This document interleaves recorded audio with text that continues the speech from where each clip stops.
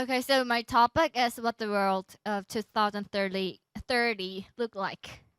So those are my questions, like three questions. First, can China overtake the US as the most powerful nation in the world? And second, it is possible for North Korea and South Korea to settle their differences and be unified into one nation. And third, would there be more women to stand tall in the political field? So what can we do within 15 years? Like this is cell phone, and this picture is the cell phone of 2000. Actually, I don't have a cell phone at the 2000 because I was in the second grade in the elementary school, and you guys were you guys are younger than me, so maybe you are in the kindergarten. So yeah, and now we have an iPhone, so like we can do everything by the smartphones. so this picture says that like lots of things can be changed within 15 years.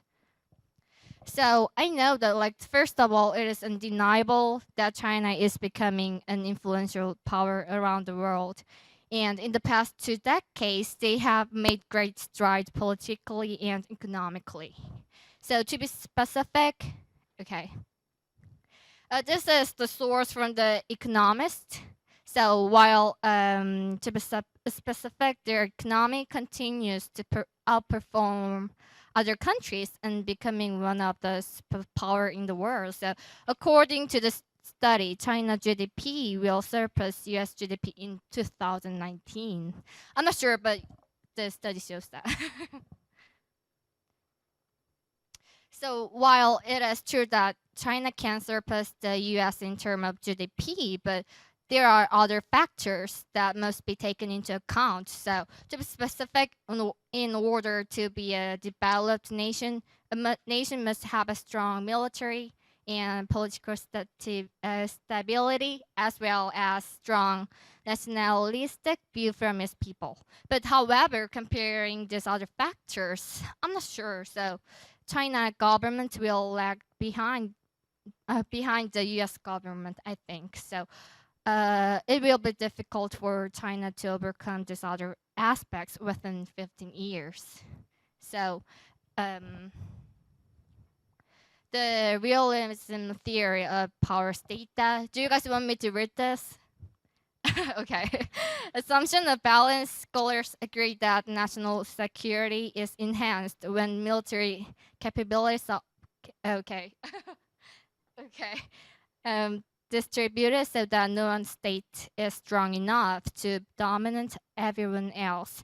For realists, rather fair competition among states striving to maximize their national power yields an international equivalence, which ensures everyone's surviving by checking hegemonic ambitions. So, as seen, even though China's economy is growing at a rapid pace, the US will continue to develop too. So, South Korea and North Korea will be unified. I'm not sure, but I believe if South Korea and North Korea will be unified, they will unified by internal cope with in North Korea. It is best scenario for South Korea, and most believe there is no other way to unify except by the war. But in my opinion, war is less likely. So South Korea hopes to unify by a collapse of a regime in North Korea, since it's the most peaceful way to unification comparing to other possible scenario. South Korea support the label force in North Korea. So North Korea is really worried about the possibility of unification, but it will happen because of the internal discord in their territory, I think. North Korea's internal struggles were reported in 2014, according to a statement by the British ambassador to Pyongyang. There were lots of political turmoil after the execution of Jang Song-taek, who is the Kim Jong-un's uncle and had substantial power in North Korea after the death of the Kim Jong-il. And this is the study of the military power. So by the realism theory, they think the military power is really important. But as you see, like South Korea is ranked in 9, but the North Korea ranked in 35. So those are the pictures. Who is the woman politician like Merkel and President Park and Hillary. So do you guys think Hillary gonna be the next president of the USA? Okay, we'll see. We'll see. So okay. Okay, so nowadays the females' participation in politics is increasing, but I think it is not enough. Feminists insist that the negotiation, diplomacy of decision making, women could be at an important elements of the trust in international relationships. So those are the statistic in the situation of the 1st September. Oops. You can see in here, but 2014. So as you can see, like participation is really low, even in America. So this is the statistic in 2013. This is my expectation, but I know, but I think in the Arab states have still low numbers. I guess. And this is the numeric data which is expected in 2030, while women participation in government is still not over 15, but the average is rising. So this is my presentation, and comments are welcome, but I don't want to be tackled because this is just future and nobody knows about the future. So, okay, thank you. Today, I want to talk about my final report, North Korean human rights and perspective of feminism. Uh, Before I start, I am really sorry to give some confusion. Yeah, I cannot help changing my topic because um, my previous topic, is there a universal value of human rights, is too abstract, and I don't have confidence to complete the final paper on that. So please ignore previous topic. So I finally decided my report topic as North Korean human rights and perspective of feminism. Now, let's start. I will give an outline of my report. In introduction, I will explain reasons of choosing this topic and current problems about definition of human rights, cause of human rights abuse, and international covenants on civil and political rights. And last, North Koreans' position about the recent rapid interest of international society.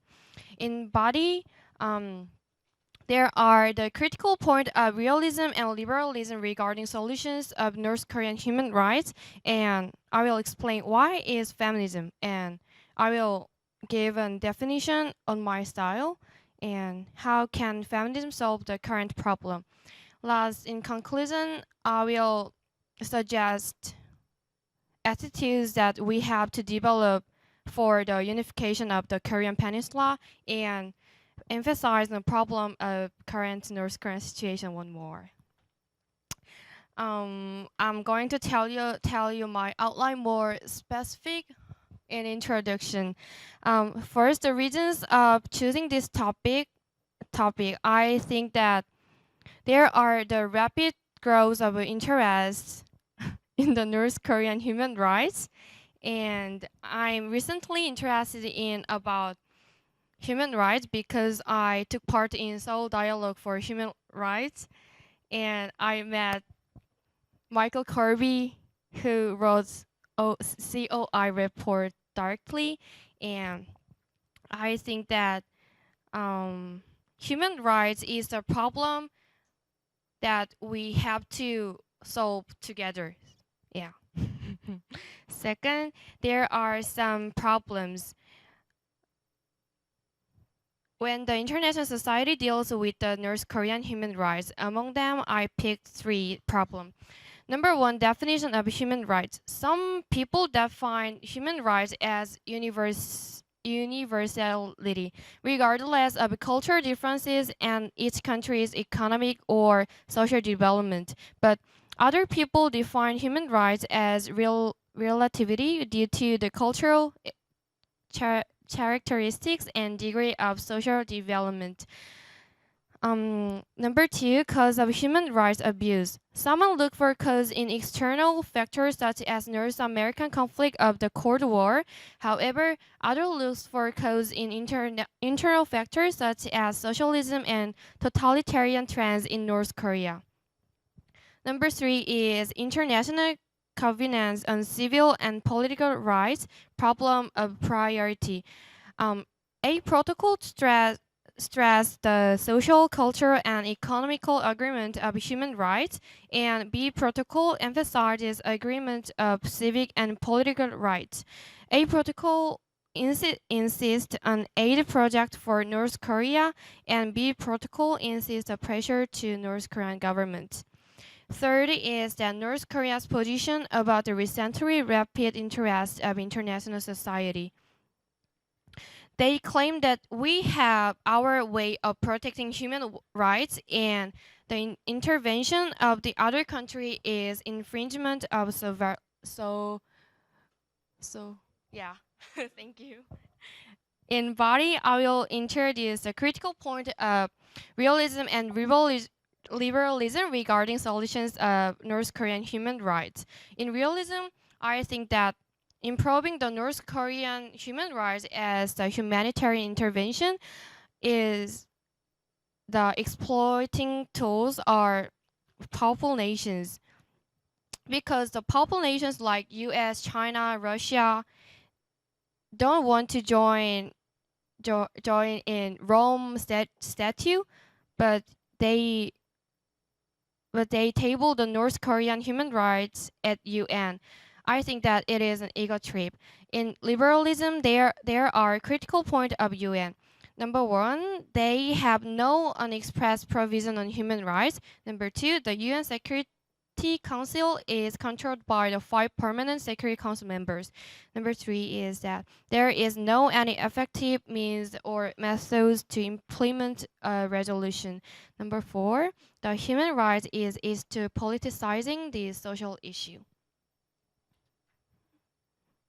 In next two contents are why feminism and why feminism. Although there are many other theory of international relations and definition of feminism on my style, my answer of this question is that there are failure of mainstream theory, and they need we need a new approaches about the North Korean situation. And my definition of feminism is that men and women have to be fair, and they have to be assured an equal of opportunity. Sorry. um, Next content is that how can feminism solve the current problem? Actually, I don't have a specific problem yet, but roughly, I believe that improvement of the North Korean human rights is a first step to develop economical and political situation. So please, if you have a good idea about that, please later comments, please. Comments, please. In conclusion, I will emphasizing the problem of current North Korean situation and suggest attitudes that we have to develop for Korean Peninsula, unification of the Korean Peninsula. Okay, so my presentation is about ISIS, and I chose this topic because it has become a really big issue in the past few years, and there are a lot of new information coming up about it, and I think it would be I thought it would be a good idea to spread the knowledge and how we can sort of deal with our fears of ISIS. So to give you guys some background, the ISIS is the short form for Islamic State of Iraq and Syria, and it was It's a jihadist group in the Middle East aiming to bring Muslims of the world under its political control.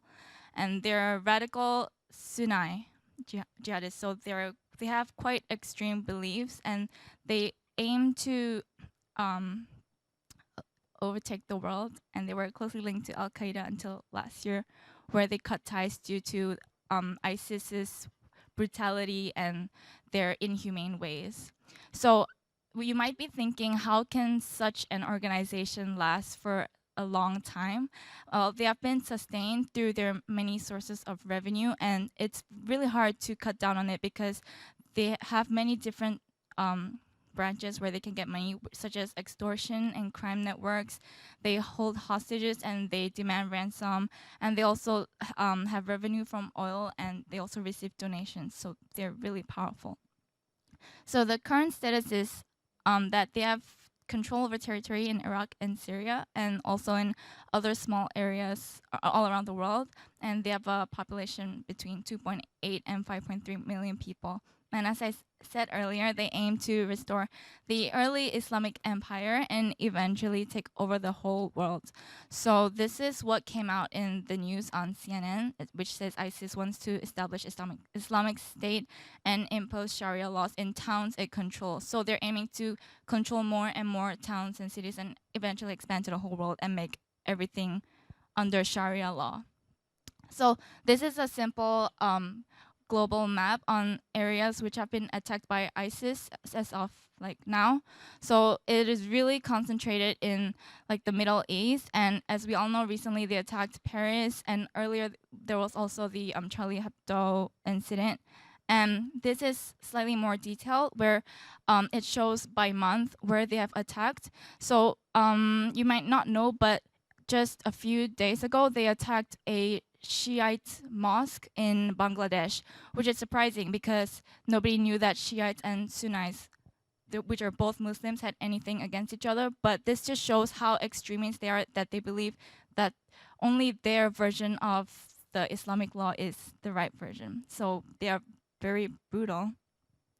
And the theory which I thought was very relevant to this is constructivism, because first of all, this sort of interaction in global affairs is between states and non-state actors, and in terrorist incidents such as 9/11 and the Paris attacks, they just show the importance of understanding culture, identity, and religion, and I just do IR theory. And that one point I wanted to put across is that terrorism is not a given. It is what we interpret the events to be and their presumed causes. So we could think of them as terrorists, but to other people, they may be freedom fighters. So it is all all these constructs that we have of terrorists in our societies. So for Islamic people, they have a constructivist theory of politics in which ideas matter and persuasion is key. So what ISIS does is it tries to promote a Sunni Islamic identity and define the interests of all Muslims through a brutal interpretation of Sharia, and also shape the normative environment in which Muslim politics are contested. And this is dangerous for global politics because, first of all, through their ways, their brutal videos and the way they execute people, they attract attention and they spread fear, which it's very dangerous in the global atmosphere to have fear, and which demonstrates their dominance, and they also draw people to their cause. So more and more disillusioned individuals who don't actually believe in the cause, but they're just lost in life and they want to belong to some sort of community, they blindly join ISIS. And that is pretty dangerous because they get involved in all of these wars. And there's also a misunderstanding of Muslims and Islam versus the extremist beliefs, which will negatively affect international relations. So governments are trying really hard to draw the line between terrorists and Muslims, saying that they're not the same thing. Not all Muslims are terrorists. And that is what something I think is very important for governments to look forward to. So to overcome this, I went through and did some research, and these are some of the possible solutions. First of all, I think it's very important for Saudi Arabia to stop financing fundamentalist Wahhabi mosques And these are mosques which preach extremism, and people suspect that a lot of these extremist terrorists come from these mosques, and because they've been taught these teachings, they've been given the ideas, and they believe this is their identity, this is their calling. That's why they go ahead and go with their extremist thoughts. And the United States and its allies should realize that bombing, having airstrikes on ISIS is not going to be enough to take down the organization, and they should provide support in other means. For example, a lot of Muslims resort to, sorry, not trying to draw an association between Muslims and terrorists, but they resort to violence because they don't have a sense of purpose in life, as I previously mentioned. They're not educated properly, and they have certain teachings in Islamics which, if they interpret wrongly, such as the difference between men and women, that women are less superior than men, they go in a wrong way if you don't separate between the secular and religious in a state. So it is important for all these other countries to support politically unstable Muslim countries, so that they'll be able to develop, and the people will have a more clear understanding of global affairs, and how Islam is not about being extremist and killing everybody and taking over the world. Yeah, so that is my... So hello everybody. When I was choosing the topic, I was actually thinking about talking about ISIS or about the refugees problem, because it's kind of like a current hot issue. But I've noticed that a lot of you chose this topic, so I wanted to take a look at something different, something more maybe fresh, something that nobody really talks about, and that is still kind of hot issue, an important issue, also in the field of international relations nowadays. So I'm gonna talk about the climate change and about the problem of especially air pollution. And in my introduction, I'm gonna talk about explain the tragedy of commons, and then the problem that there is kind of lack of international about the lack of effective public international law. So we have a problem. That's the problem why we cannot actually force any state, any actor to reduce or to give them any limits of how much they might pollute. And then I'm gonna briefly introduce the body, and in the body I'm going to take a look at 3 theories in order to explain this problem, why this problem is not solved. And then at first I'm gonna take a look at realism and explain their stance of this problem about the about the national interest and the problem of free riding, because as we know, the United States and China are not really willing to follow follow the Kyoto. There was like a the Kyoto protocol, and they want to do it their own way. They don't want to follow the restrictions that are made by this community of the nations. And recently China as well, they now are the worst emitters of the greenhouse gases, but they want now, as they have such a power, especially economic power, they are not willing to do it the way other states would ask them to. They would like to do it in their own way. And then I'm gonna talk about liberalism, their approach, their stance on this problem. So there are two different stances, liberalist stances of this problem, and one is the neoclassical economic perspective. So they believe that the way to solve this problem would be the pollution permits, that states could solve the permits between each other to pollute as much as they want in exchange for money, and investment tax, which could actually maybe be a better idea because it would enhance new technologies which could help to to control and to reduce the air pollution.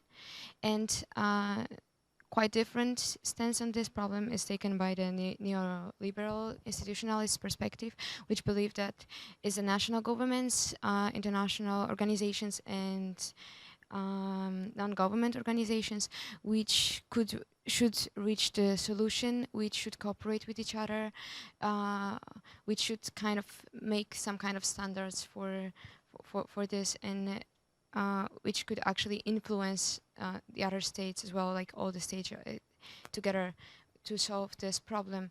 However, as we can see so far, there was no efficient,